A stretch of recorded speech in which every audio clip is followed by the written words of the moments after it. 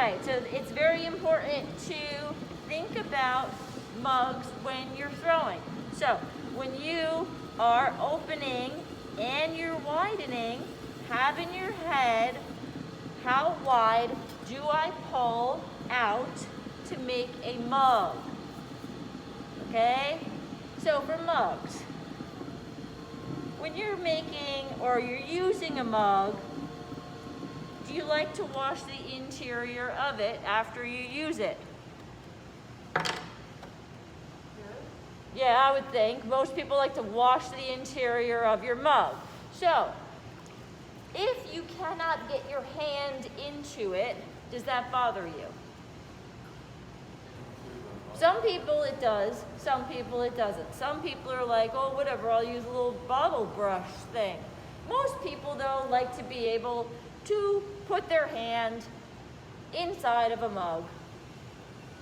I'm pretty sure almost every single one of those, most of you can put your hand inside of. So thinking about that, thinking about how much things shrink in the kiln as well, should deter you from opening and widening to this. This is not going to be enough for you to put your hand into.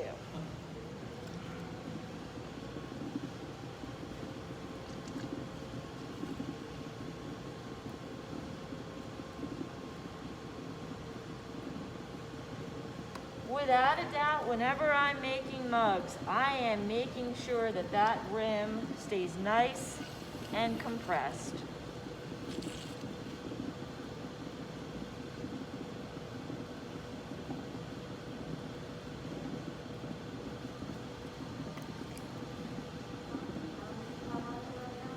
One and 1/4.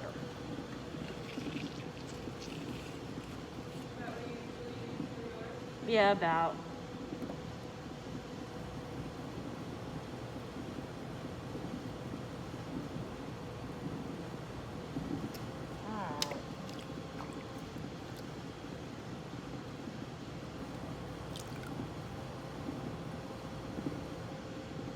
This is where, in the first set of cylinders that you made, many of you were not comfortable using the metal rib tool.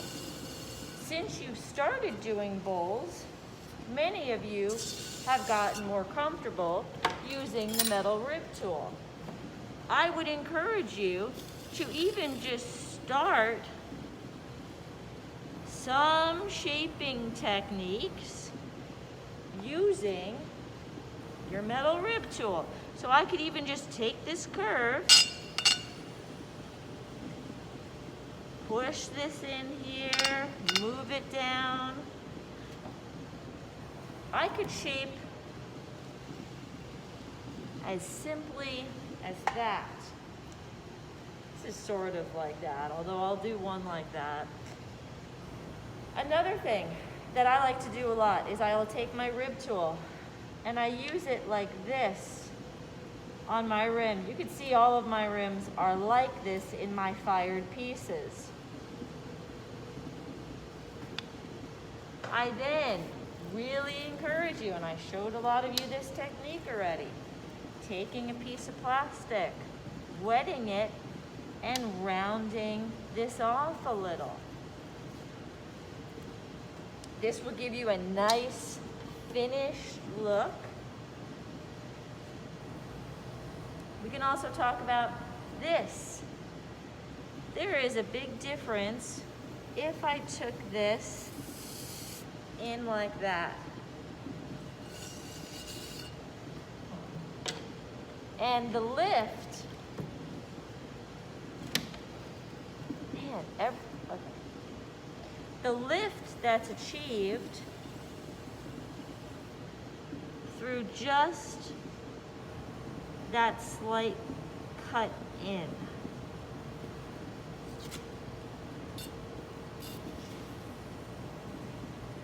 When I'm throwing mugs, like once I get the cylinder shape going, it's really kind of just sculpting it out. Getting this form that feels really nice. that I can already kind of visualize in my head that I could start a handle here and I could end it here. The placement's already there for me. I don't have a lot of thought that I have to put into that. That's nice.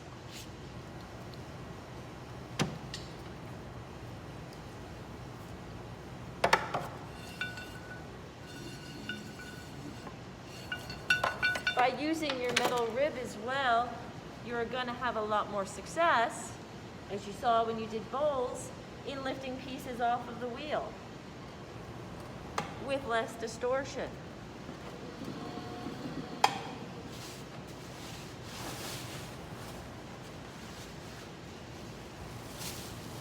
So let's say I want to throw one that does not, I know I'm not going to trim.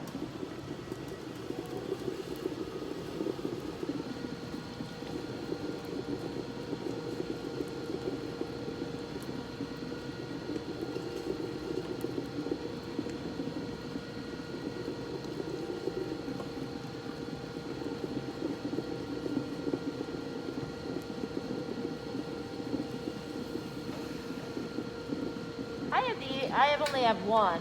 I think I used to have a few more. You could cut credit cards, a credit card, like an old credit card, or ID or whatever, into like little shapes. This one looks like this. See it on the camera.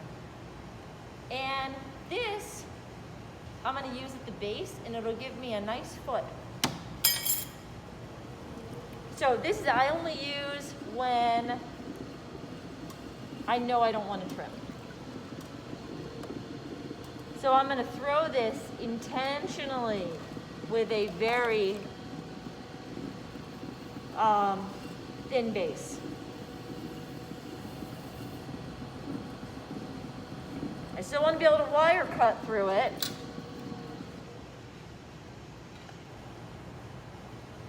It's about like that right now, prior to compression.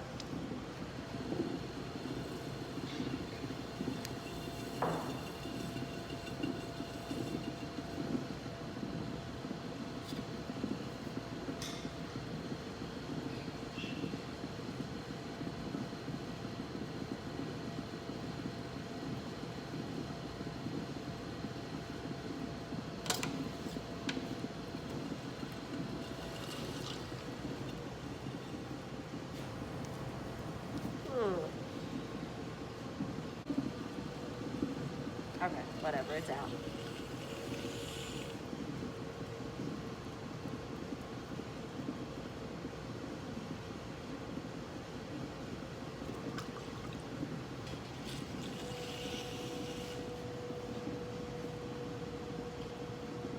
I'll show you guys another neat little trick. If I want to do this other trick too, I gotta make sure that the walls are like really thin. So first thing I'm gonna do is I'm gonna rib tool all this. There's nice, no finger marks.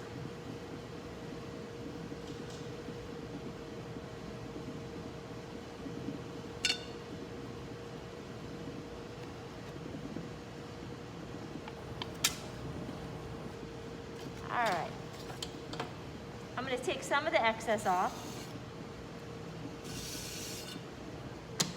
and then I'm going to take this little tool. I'm going to use my hand on the inside.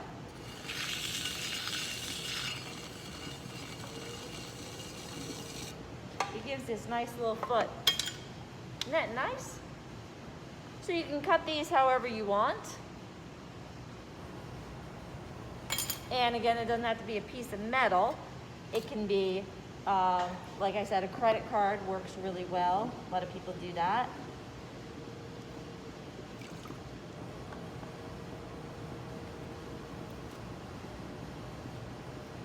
All right, so you can only do this one time. And if you mess up, it doesn't work.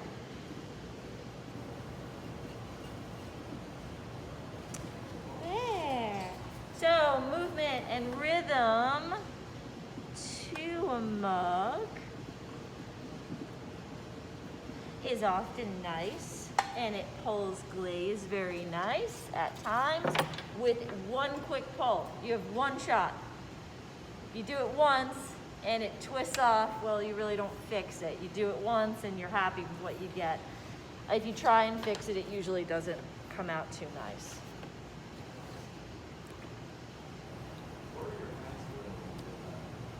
All I'm doing is that I'm pulling. It looks like I'm pulling, but I'm not. And I'm running my hands up quickly. I am putting some pressure on the piece, very light. Remember, I threw this with a very thin base, so I'm going to want to make sure that this wire cutter is super taut. So I'm not going like this, because I don't have the room to do it.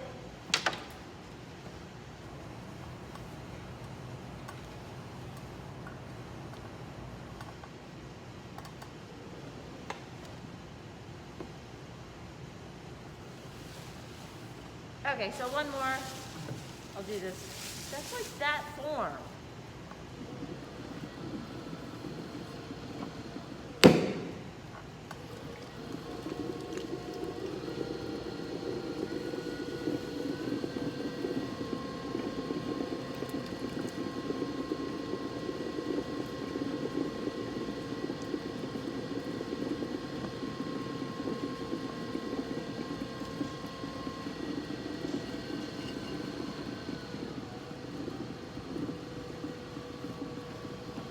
This one I'm going to widen less because I'm going to shape it.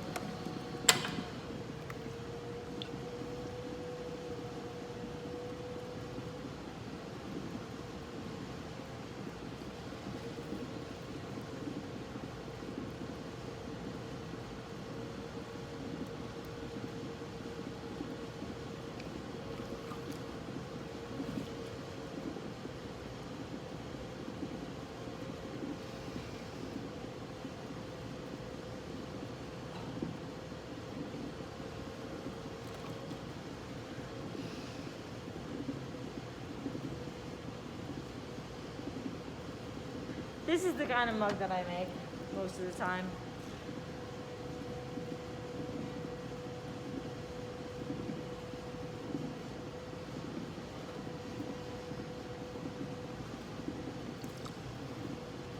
So again, subtle shape, it's nothing too extreme. And again, getting used to using your metal rib tool.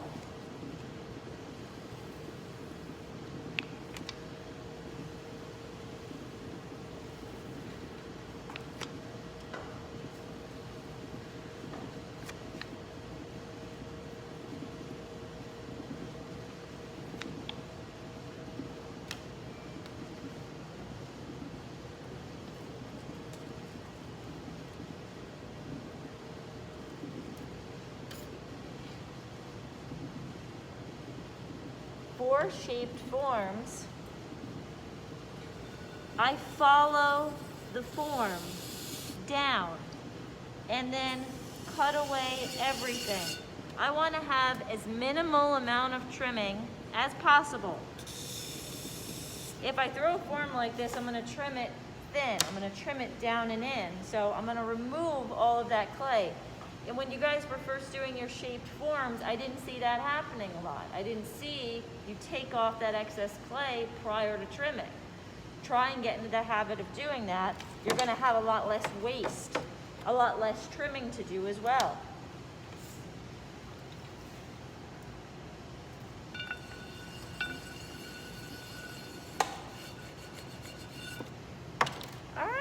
So I will have 3 pieces to be able to demonstrate handles on Thursday. Hopefully, ideally. I know a lot of you have glazing to do, but you should split your time strategically. You have time on Thursday as well to glaze. You have time today to glaze. I would advise you to do as much as you can to be able to do handles with me on Thursday. I'm telling you that this is a challenging process that will take a lot of time to learn. So instead of just not being present during that, I would really encourage you to at least maybe throw some cylinders, like 2 or 3 today. It will really help you out. Okay? Any questions? Has anyone